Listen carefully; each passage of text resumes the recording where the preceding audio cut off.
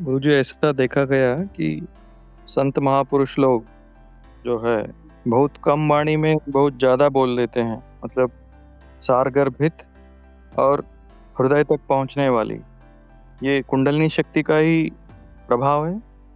इसमें कोई शक नहीं है, जब आपके अंदर शक्ति आ जाती है, तो आप मौन में रहना ही पसंद करते हो। मौन में महानतम शक्ति है। सब कुछ मौन से ही निकला है।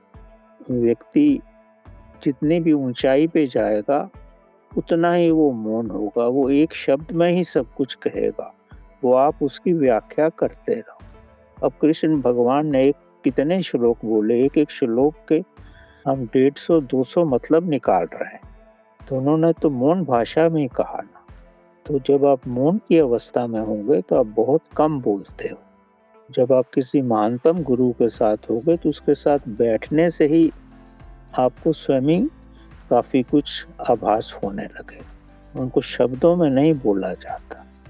इस शब्दों में आकर वस्तुओं की मृत्यु हो जाती है।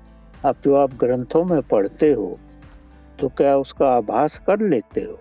उसका अनुभव तभी होता है जब आपको जीवन में लाओ आप। और जीवन में लाने के लिए सारा जीवन लग जाता है आपका।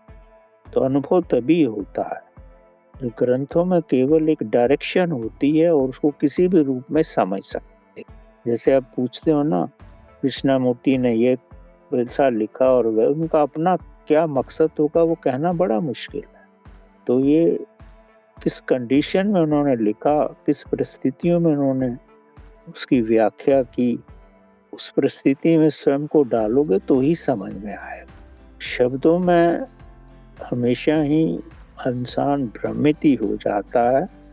शब्दों में बोलने से ही सत्य जो है असत्य हो जाता है। सत्य को आप शब्दों में बोल ही नहीं सकते, क्योंकि सत्य जो है एकदम 100% प्योर है। अब उसमें एक भी शब्द लगाओगे तो इम्प्योर हो जाए।